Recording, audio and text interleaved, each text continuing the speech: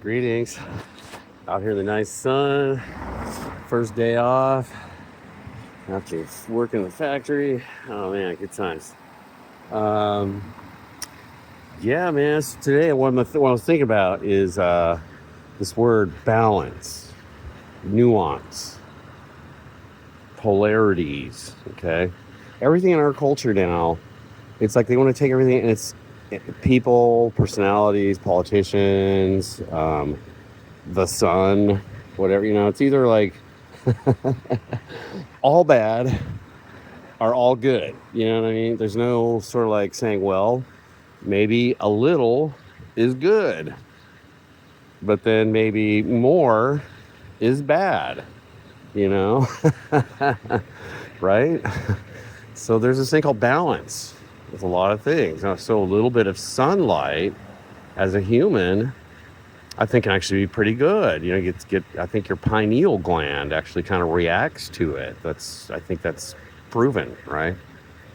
And you get some vitamin D from the sun also. Okay, yeah, but skin cancer. So then if I posted that, if I said like, hey, I think the sun is good and vitamin D, and when the lockdown people tried to keep you indoors all the time, they were actually maybe leading to more infections and less health, and that going outside for a little bit would have actually been good for people, is actually good. So if I posted that now, a lot of people say, oh, Jeff, you don't know science. Yeah. Are you a doctor? No. A lot would say that. And others would say, oh, it's a proven fact. Sun causes cancer. Too much you haven't seen skin cancer? It's like a number one killer, Jeff. You're so naive, bro. You know what I mean? And they just jump on it and do that, right?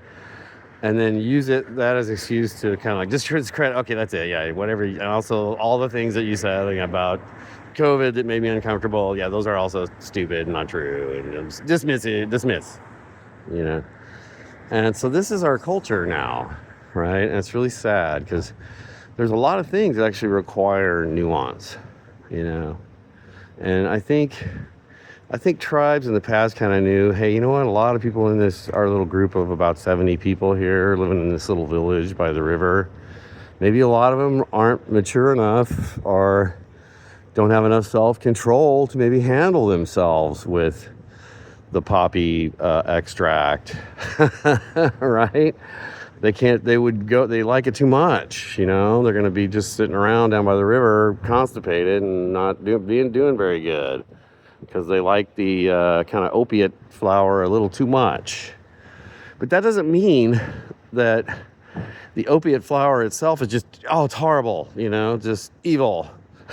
Opiate flower bad, heroin bad, morphine bad, Of course it is, like if it's used too much, and it doesn't take long actually for our nervous system to kind of start going, hey, I need this, It doesn't take long, so you don't have much of a window. But see, that's what a medicine man, a shaman or something, who would be kind of in control of the patient. They bring the patient who's having a heart, they hurt themselves, they're in a lot of pain, right?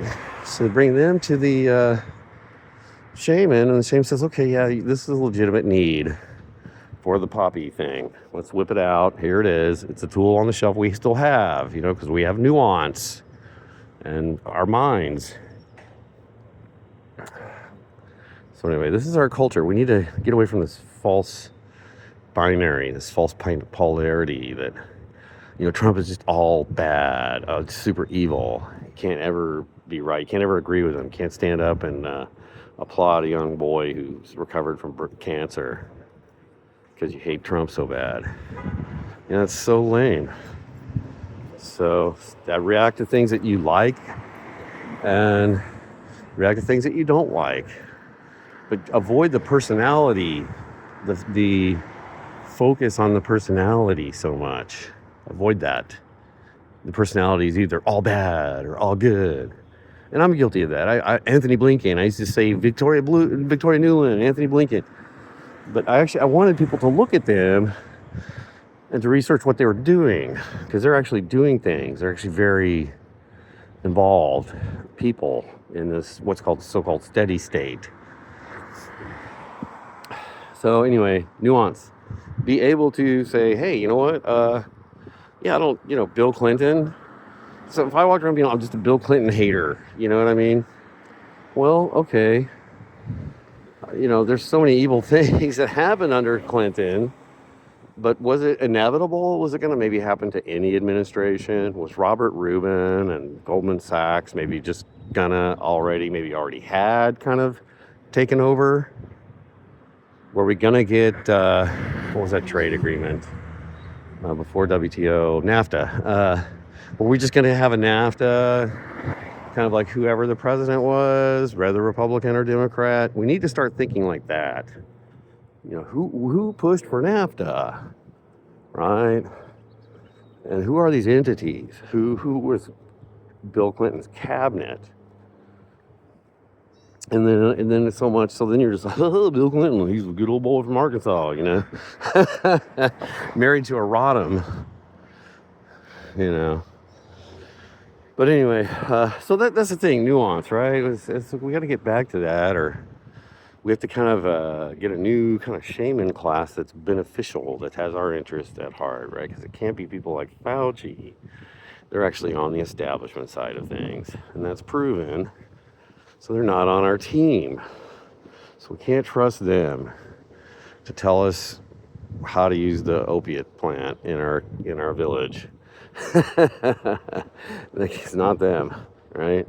Everything really has a use. A lot of things out there have uses that you wouldn't think of.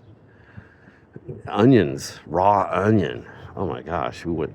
But if you're having a hay fever attack and you eat some raw onion, kind of a weird homeopathic kind of trigger your, system kind of way, kind of works a little bit. Eat some onion.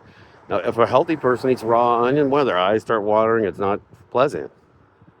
So I don't know why I brought that up. That's what I'm saying, is that things have these windows of use and these specific times when they're good and times when they're bad. And we have surrendered our media and our narrative to this simple reactive, everybody's on one side or the other. They're getting a different media stream. Also, they're not seeing the same media. And that's really sad. It's weird.